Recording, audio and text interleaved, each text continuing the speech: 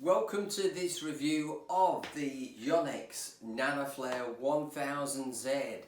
It's been a while since I did a racket review, so I've got a bit of catching up to do. But I thought I'd start with a current racket, the most up-to-date in the Yonex range.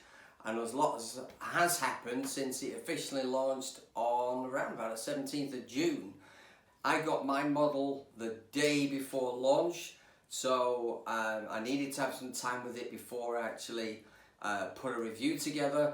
The written review is already on the website, but it's time to do the video as well. So here we go. We have the very latest from Yonex. This is a top of the range Nanoflare, and a little bit different than we've seen before.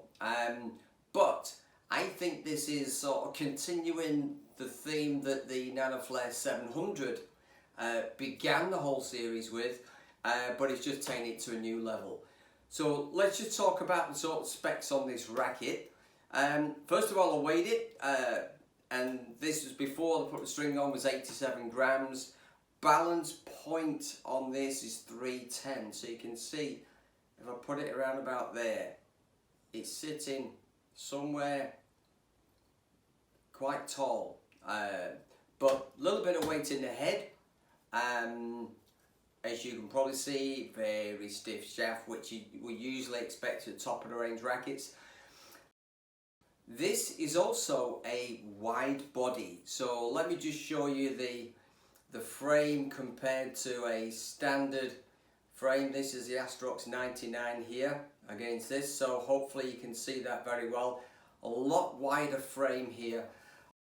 I would say there's a lot more meat on the racket, and as such has really helped in the feel on this racket in particular. Same stringing pattern as you got on the Nanoflare 700, which is the sort of two-loop pattern that is very familiar to Yonex rackets and many other brands as well.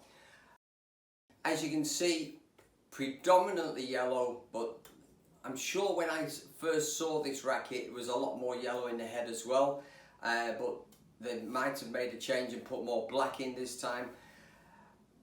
We are familiar with Yonex and their yellow rackets from the past, the Muscle Power 99 being a massive seller for them, Arc Saber Z Slash that followed on from that, and probably more recently the Arc Saber 7 Pro. Seems to be a popular colour with players, always seems to sell well.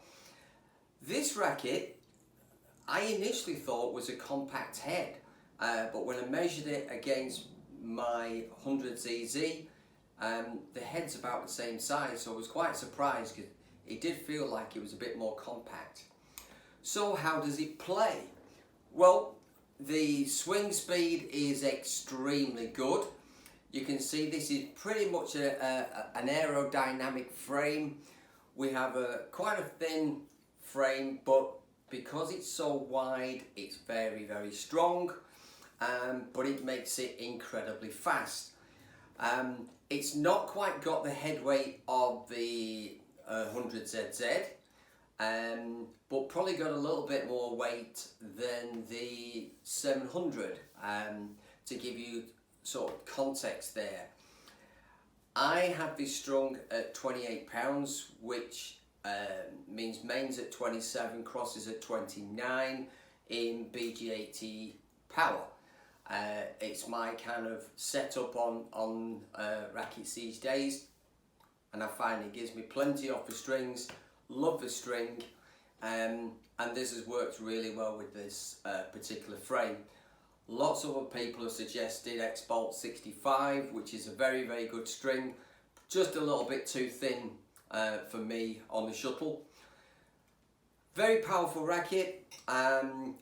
Usually when I talk on my reviews, especially on the written reviews, talk about, you know, hitting clears or what have you. With this, I just felt for every shot there was a lot more feel.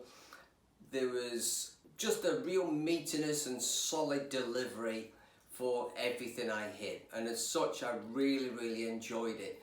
I love the speed of the frame, especially around the net and in defence. but it also means that when you're hitting overheads, that's cutting through the air really quickly and delivering that power as and when needed. But it's also super fast if you're hitting those slice drops as well. So this has been in my hands for quite some time, as you can see by the darker grip now. This is just about ready for changing, and I absolutely love this racket. I have changed from the 1000z to this racket. I just felt that this gave me that little bit more, even though I do a huge amount of feeding, I just felt there was so much more in this racket. Lots of my students have tested this racket and lots of them have bought it. So it's already proven very popular in the short time that I've had it, and still I've got a queue of people wanting to test it.